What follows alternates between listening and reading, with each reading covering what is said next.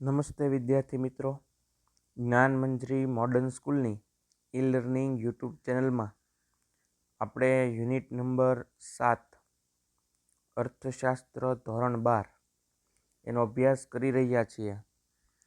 આપણે અત્યારના વસ્તી વિશેનો અભ્યાસ કરી રહ્યા છીએ કે સ્ત્રીઓનું પ્રમાણ, પુરુષોનું પ્રમાણ એ કેટલું છે ભારતમાં. દર 1000 પુરુષોએ સ્ત્રીઓનું પ્રમાણ કેટલું છે, વસ્તી નિયંત્રણ કેવી રીતના કરી શકાય, કેવી રીતના એના ઉપાયો કરી શકાય, એની આપણે ચર્ચા કરી રહ્યા છીએ. તો ચાલો આપણે એ શરૂ કરીએ. અગાઉના વિડીયો લેક્ચરમાં આપણે દર 1000 પુરુષોએ ભારતમાં સ્ત્રીઓનું પ્રમાણ કેટલું છે એના વિશે ચર્ચા કરી હતી. દાખલા તરીકે ફરી એકવાર આપણે હાઇલાઇટ જોઈ લઈએ. આપણે એને ચાર્ટ દ્વારા પણ જોયું હતું.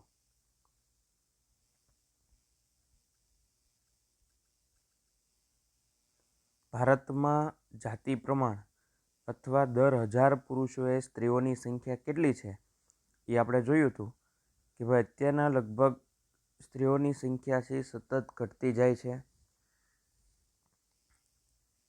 1000 પુરુષોએ ખાલી એક કેરળ જ એવો દેશ હતો, કેરળ જ એક એવો રાજ્ય છે ભારતમાં કે જ્યાં દર 1000 પુરુષોએ 2011માં 1084 સ્ત્રીઓની સંખ્યા જોવા મળી હતી. એટલે કે કેરળ જ એવું રાજ્ય છે જ્યાં 1000 પુરુષોએ સ્ત્રીઓનું પ્રમાણ એ વધુ જોવા મળે છે. પછી આપણે એને ચાર્ટ દ્વારા સમજવાનો પ્રયત્ન કર્યો હતો. 1901થી લઈને 2011 સુધી દર 1000 પુરુષે ભારત અને ગુજરાત એની આપણે ચર્ચા કરી હતી કે 1901માં 1000 પુરુષોએ ભારતમાં 972ની સંખ્યા હતી, સ્ત્રીઓની સંખ્યા ગુજરાતમાં 954 હતી. 1931માં 950 પુરુષો ભારતમાં હતા, સ્ત્રીઓની સંખ્યા ગુજરાતમાં 945 હતી. 1961માં 1000 પુરુષોએ સ્ત્રીઓની સંખ્યા 941 હતી, જ્યારે ગુજરાતમાં 940 હતી. એમ આવી રીતના એ 2011ની જે વસ્તી ગણતરી થઈ એ પ્રમાણેના વિશ્લેષણો અને તારણો આપણે જોયા હતા કે ભાઈ વિવિધ પ્રકારના પ્રોત્સાહનો આપવામાં આવે છે. એને આપણે પાસેની સ્તંભાકૃતિ દ્વારા પણ એનો અભ્યાસ કર્યો હતો, એનું વિશ્લેષણ કર્યું હતું.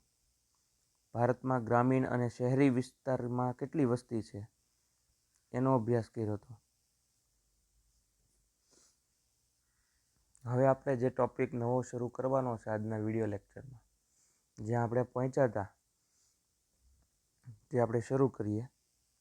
કે ભારતમાં વસ્તી વધારાના કારણો કયા છે આની આપણે ચર્ચા કરવાની હતી. ત્યાંથી આપણે અટકાતા કે ભારતમાં વસ્તી વધારો થાય છે એની પાછળના મુખ્ય કયા કયા કારણો છે.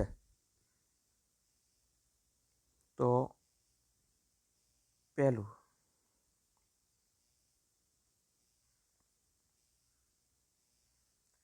વસ્તી વધારાના કારણો, કેસીસ ઓફ પોપ્યુલેશન ઇન્ક્રીઝ. તો કે વસ્તી વધારાને અસર કરતા બે પરિબળો છે, જન્મદર અને મૃત્યુદર. જો આપને એક માર્કમાં પૂછી શકાય એવો પ્રશ્ન છે કે વસ્તી વધારાને કેટલા પરિબળો અસર કરે છે, તો વિકલ્પમાં પૂછાય તો કે વસ્તી વધારાને બે પરિબળો અસર કરે છે. પહેલું છે જન્મદર અને બીજું છે મૃત્યુદર.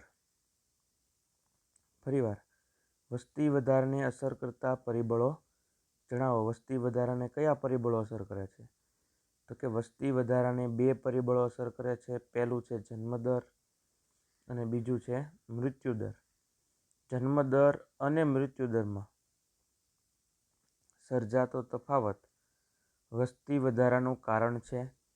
બીજા શબ્દોમાં કહીએ તો ઊંચા જન્મદર અને નીચા મૃત્યુદરને કારણે વસ્તીમાં વધારો થાય છે. ફરીવાર,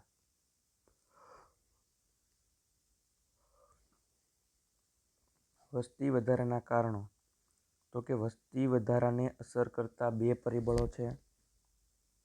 એક છે જન્મદર, બીજું છે મૃત્યુદર.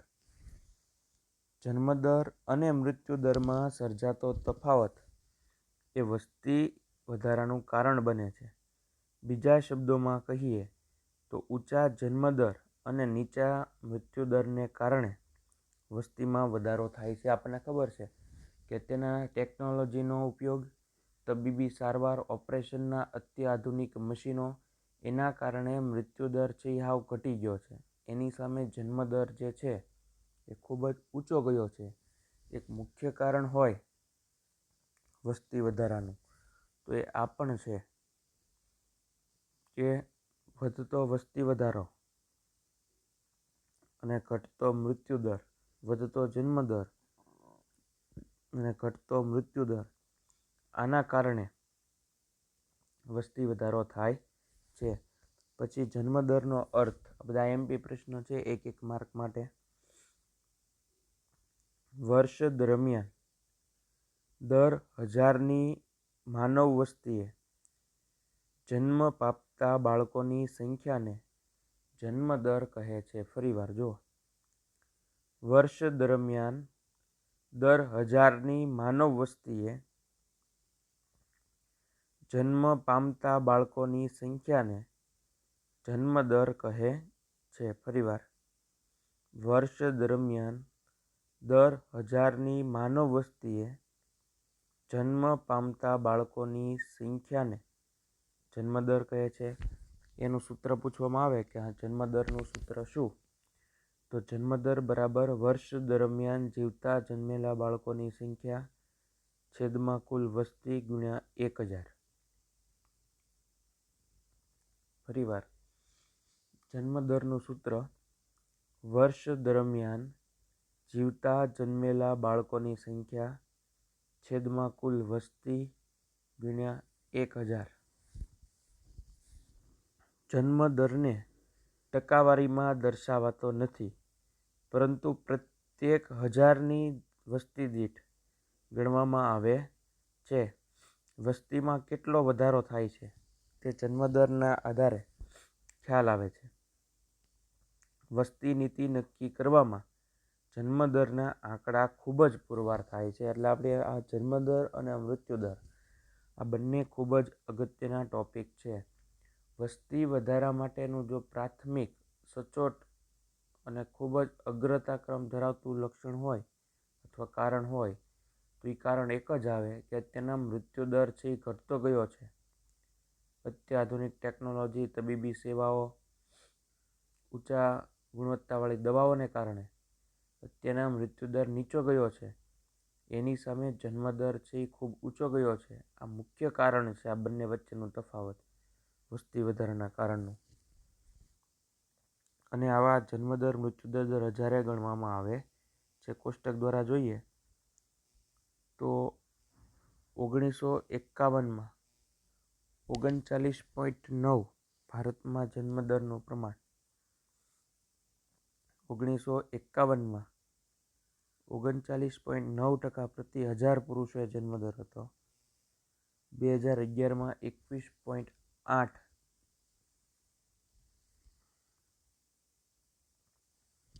જન્મદર હતો. 2011ના આર્થિક સર્વે પ્રમાણેનું વિશ્લેષણ જોઈએ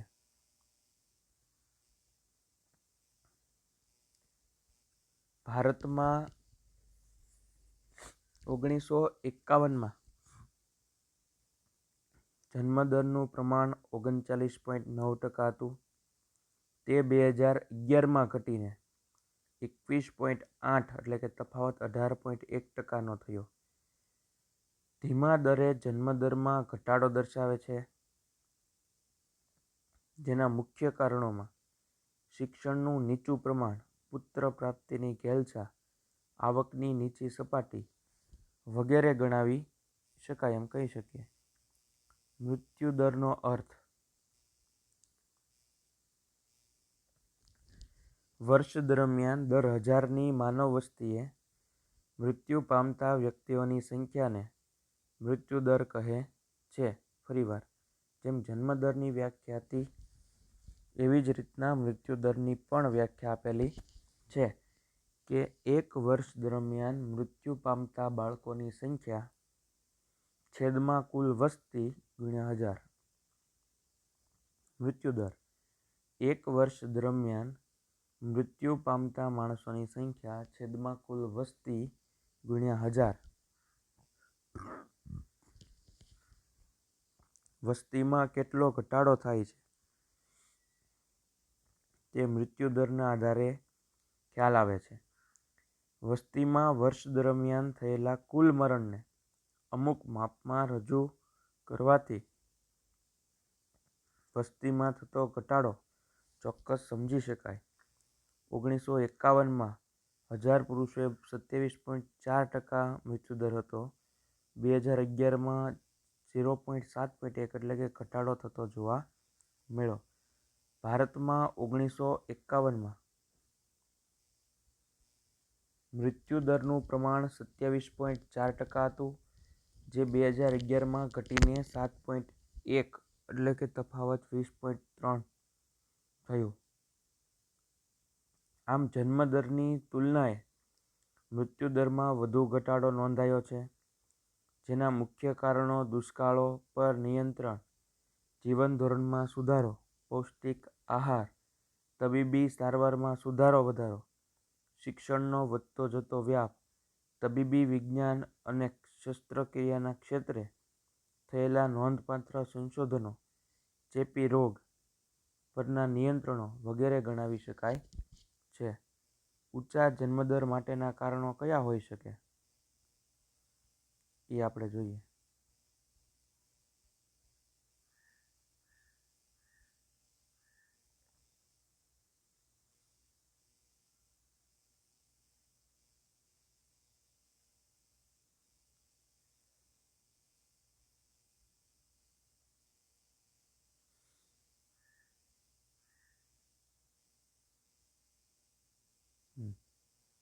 ઊંચા જન્મદર માટેના કારણો જણાવો એવું પૂછાય કે ભાઈ ઊંચો જન્મદર છે એના મુખ્ય કારણો કયા? તો કે ભારતમાં ઊંચા જન્મદર માટેના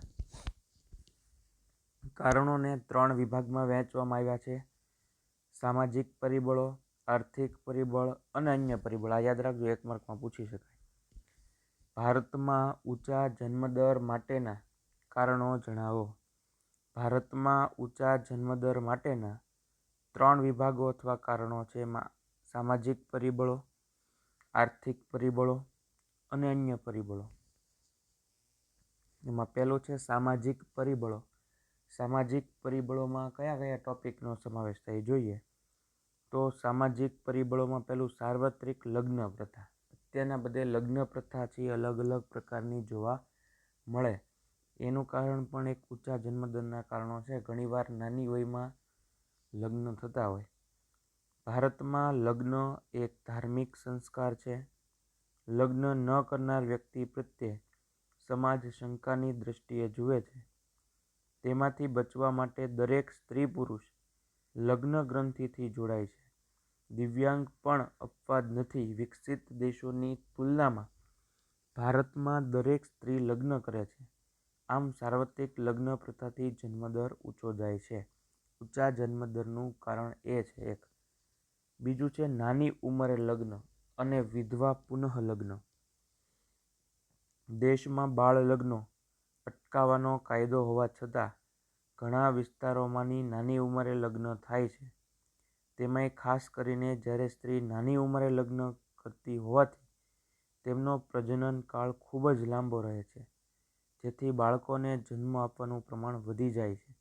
તો જો નાની ઉંમરમાં લગ્ન થાય, જેથી કરીને એ વસ્તી વધારાનું મુખ્ય કારણ એ પણ છે કે ભાઈ નાની ઉંમરમાં લગ્ન અથવા વિધવા થયા પછી ફરીવાર પુનઃ લગ્ન કરવામાં આવે. આમ બાળકોને જન્મ આપવાનું પ્રમાણ વધી જાય છે.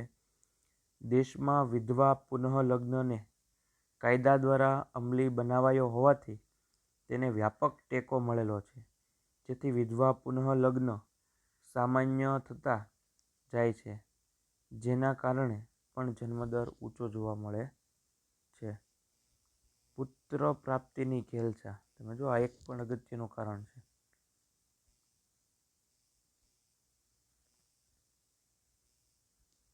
પુત્ર પ્રાપ્તિની ઘેલછા. ભારતીય સમાજ પુરુષ પ્રધાન છે.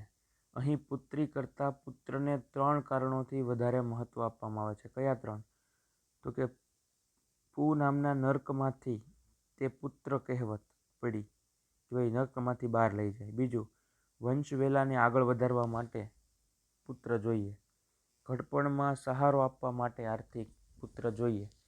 આ એક ધારણાઓ છે. બાકી દીકરીઓ પણ આ બધું કરી શકે, પણ પુત્ર પ્રાપ્તિની ઘેલછા, જ્યાં સુધી પુત્ર પ્રાપ્ત ન થાય હતા છોકરીઓ આવે ત્યાં સુધી પુત્ર પ્રાપ્ત ન થાય ત્યાં સુધી તો કે એ જન્મદર ઊંચો જઈ શકે. એટલા માટે તો પુત્ર પ્રાપ્તિની ઘેલછા પણ ઊંચા વસ્તી વધારાના કારણો છે. સંયુક્ત કુટુંબ પ્રથા. ભારતના ગ્રામીણ વિસ્તારોમાં સંયુક્ત કુટુંબ પ્રથા વ્યાપક પ્રમાણમાં છે. પરિણામે અહીં બાળકના ઉછેરની આર્થિક જવાબદારી કુટુંબના બધા સભ્યો વચ્ચે વહેંચાઈ જવાથી બાળક બોજારૂપ બનતું નથી. પરિણામે જન્મદર ઊંચો જાય છે. પછી છે આર્થિક પરિબળો. શિક્ષણનું નીચું પ્રમાણ. આર્થિક પરિબળો એમાં પહેલું છે શિક્ષણનું નીચું પ્રમાણ. શિક્ષણ અને વસ્તી વૃદ્ધિ વચ્ચેનો સંબંધ અત્યંત જટિલ છે. આ બાબત સ્ત્રી શિક્ષણને ખાસ લાગુ પડે છે. અપર્યાપ્ત શિક્ષણના કારણે નાના કુટુંબની અત્યંત જલ્દી સમજી શકાતી નથી. પરિણામે કુટુંબનું કદ મોટું રહેવાનું વલણ જણાય. ઉપરાંત સ્ત્રીઓમાં શિક્ષણનું સ્તર અને બાળકોની સંખ્યા વચ્ચેનો વ્યસ્ત સંબંધ દુનિયાભરમાં જોવા મળ્યો છે. નિરક્ષર સ્ત્રીઓની તુલનામાં પ્રાથમિક શિક્ષણ પામેલી સ્ત્રીઓ ઓછા બાળકોને જન્મ આપતી માલુમ પડે છે. એક જ બાબત પ્રાથમિક શિક્ષણની તુલનામાં માધ્યમિક કે ઉચ્ચ શિક્ષણ પામેલી સ્ત્રીઓ માટે સાચી ઠરે છે. આ અનુભવના આધારે કહી શકાય કે દેશમાં નિરક્ષરતા અને અલ્પ શિક્ષણને કારણે જન્મદર ઊંચો રહેવા પામે છે. આવકની નીચી સપાટી. કુટુંબની આવક નીચી હોય ત્યારે વધારાના બાળકનું આગમન, જ્યારે હાવ આવક નીચી જોવા મળે ત્યારે વધારાના બાળકનું આગમનની જવાબદારી નહીં પરંતુ અકસ્માત ગણાય. ઝાઝા હાથ રણિયામણા. એ ન્યાયે બાળક પણ ભવિષ્યમાં કુટુંબની આવકમાં વધારો કરે તેવી આશા છે, પણ અત્યારે ચાની લારી અથવા નાની હોટેલમાં રોજી રળીને કુટુંબની આવકમાં વધારવા બાળકો આપણે જોવા જોઈએ છીએ ને. ઘણા તો બાળમજૂરીનો કાયદો પણ છે કે ભાઈ બાળમજૂરી કરાવવી નહીં. 18 વર્ષથી નીચેના બાળકોને તમાકુ આપવી અથવા કામે રાખવા, આ બધા વિશે ઘણા બધા બાળ મજૂરોના કાયદાઓ છે.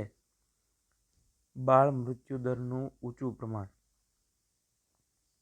જીવતા જન્મેલા દર 1000 બાળકોથી 1 વર્ષનું આયુષ્ય પૂરું કર્યા પહેલાં મૃત્યુ પામતા બાળકોની સંખ્યાને બાળ મૃત્યુદર કહેવામાં આવે છે. એટલે એક માર્કમાં એ પણ પૂછી શકાય. જીવતા જન્મેલા દર 1000 બાળકોમાંથી 1 વર્ષનું આયુષ્ય પૂરું કર્યા પહેલાં જે મૃત્યુ પામે તેને બાળ મૃત્યુ દર તરીકે ઓળખવામાં આવે છે. 1951માં 146 બાળકો એવા હતા અને 2011માં 41.40%, 41.40 એટલે 41 બાળકો એવા હતા. ભારતમાં વિકસિત દેશોની તુલનામાં બાળ મરણનું પ્રમાણ ઘણું ઊંચું છે. ભારતમાં 1951માં બાળ મૃત્યુ દર 146 હતો, તે ઘટીને 41 થયો. છતાં આ દર ઘણો ઊંચો ગણાવી શકાય. બાળ મૃત્યુ દર ઊંચો હોવાને કારણે ગરીબી, દીકરીના જન્મની ઉપેક્ષા, પોષણયુક્ત આહારનો અભાવ, સ્ત્રીઓને વારંવાર થતી કુસુવાવડો, ઉછેરની જૂની માન્યતા, અપૂરતી આરોગ્યની સગવડો, 2 બાળકો વચ્ચેનો ઓછો ગાળો વગેરેને કારણે બાળ મૃત્યુદર વધારે થતા હોવાથી લોકો વધારે બાળકોને જન્મ આપવાનું વલણ ધરાવે છે. ઊંચા જન્મદરમાં પરિણમે છે અન્ય પરિબળો.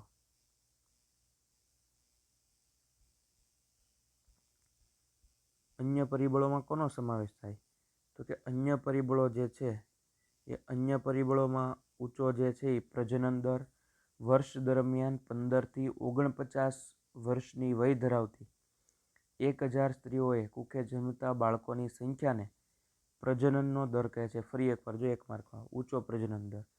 વર્ષ દરમિયાન 15થી 49 વર્ષની વય ધરાવતી 1000 સ્ત્રીઓની કુખે જીવતા જન્મેલા બાળકોની સંખ્યાને પ્રજનન કહે છે. ભારતના વસ્તી માળખાની એક વિશેષતા ઊંચા પ્રજનનના દર અંગેની છે. બાળકને જન્મ આપી શકે તેવી 15થી 49 વર્ષની વયની મહિલાના સંદર્ભમાં આ વિશેષતા તપાસીએ તો 1961માં વય જૂથમાં રહેલી મહિલાઓ માટે સરેરાશ જીવિત બાળકોની સંખ્યા 6 જેટલી હોય છે, જે 2011માં ઘટીને 3 જેટલી થઈ જાય છે. આ પ્રમાણે થોડું ઊંચું કહી શકાય. સરેરાશ જીવિત બાળકોને ઊંચા પ્રમાણમાં 2 પરિબળો જવાબદાર હોઈ શકે. ભારતમાં નાની વયે થતા લગ્નોને કારણે મહિલાએ માતૃત્વ ધારણા કરી શકાય. આ માતૃત્વ ધારણ કરી શકે તેવી મહિલા અપરિણિત મહિલાઓનું ઘણું ઓછું છે. બીજું છે કુટુંબ નિયોજન અંગેની માહિતીનો અભાવ.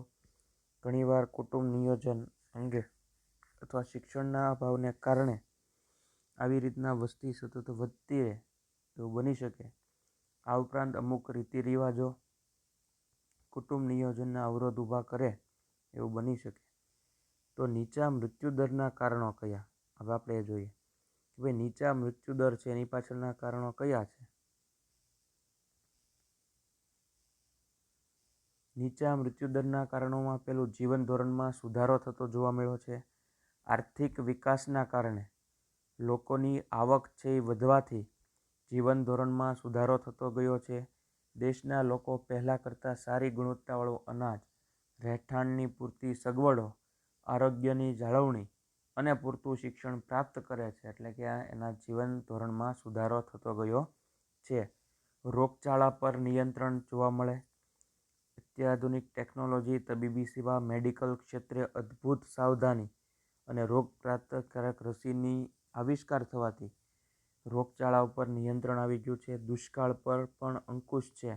વિજ્ઞાન અને ટેકનોલોજીના કારણે દુષ્કાળ પર પણ અંકુશ લાવ્યા છે. તેથી ભૂખમરાને કારણે થતું મૃત્યુ ટાળી શકાય છે. 1966થી હરિયાળી ક્રાંતિથી દેશમાં અનાજના પુરવઠા પર નોંધપાત્ર વધારો થયો છે. પરિણામે દેશના કોઈ એક અસરગ્રસ્ત વિસ્તારમાં છતવાળા વિસ્તારોમાંથી સહેલાઈથી અનાજની હેરફેર થઈ શકે છે. કુદરતી આપત્તિઓ સામે રક્ષણ અને વાહન વ્યવહારની સગવડો. તો કે દેશમાં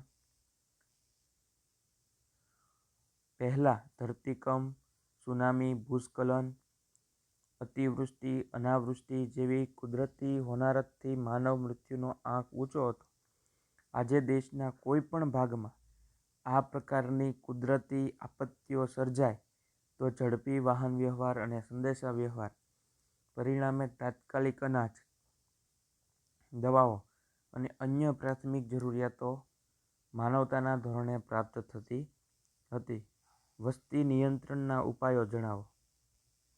તો વસ્તી નિયંત્રણના ઉપાયો જોઈએ આપણે તો લોક શિક્ષણ અને જાગૃતિ. વસ્તી નિયંત્રણ કઈ રીતે થઈ શકે? તો કે લોક નિયંત્રણ, લોક શિક્ષણ, લોકો વચ્ચે શિક્ષણનો વ્યાપ વધારવો જોઈએ અને પ્રજનન અથવા જન્મદર માટે જાગૃતિ હોવી જોઈએ. જન્મદરને નીચો લાવવા માટે નાના કુટુંબનું મહત્ત્વ લોકો સુધી પહોંચે તે જરૂરી છે. આ માટે લોકોએ શિક્ષણનો પ્રચાર કરવો જોઈએ. ખાસ કરીને સ્ત્રીઓના શિક્ષણ વિશે ભાર આપવો જોઈએ. અને હાલમાં તો હવે આ બધું બધા સમજી ગયા છે એટલે સ્ત્રીઓના શિક્ષણ પાછળ ઘણો બધો ભાર આપે છે.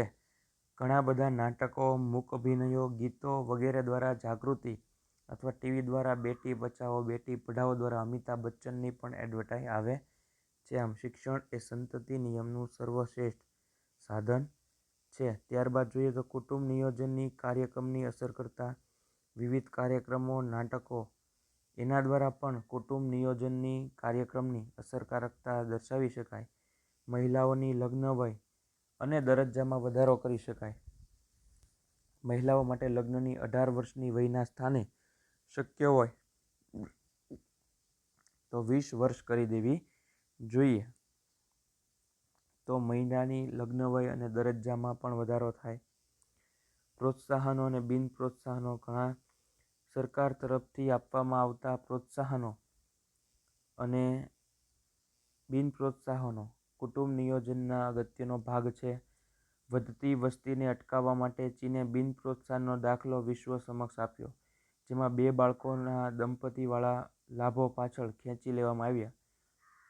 જોકે થોડા સમયથી ઓછા છૂટછાટો આપી છે. તેમજ ભારતની વાત કરીએ તો ભારતમાં સ્થાનિક સ્વરાજની ચૂંટણીમાં 2 કરતાં વધારે સંતાન હોય તે દંપતી ચૂંટણી લડી શકતા નથી. તબીબી સેવાઓનો વ્યાપ અને અસર કરતા વધારો. ભારતમાં મૃત્યુદર નીચા હોવા છતાં વિકસિત રાષ્ટ્રોની સરખામણીમાં આ દર હજુ ઊંચો જણાય છે. વિજ્ઞાનની મદદ વડે પ્રજનન તથા બાળ આરોગ્યને લગતી સેવાઓ તથા સવલતોમાં વધારો કરવો. રસીકરણની પ્રક્રિયાને સાર્વત્રિક અસર થાય છે. એઇડ્સ જેવી બાબતો અંગે જાણકારી વધારવી. અન્ય ચેપી તથા જાતીય રોગોના પ્રમાણમાં ઘટાડો કરવો. આ પ્રકારના પગલાં મૃત્યુદરના દર નીચી સપાટીએ લઈ જાય છે.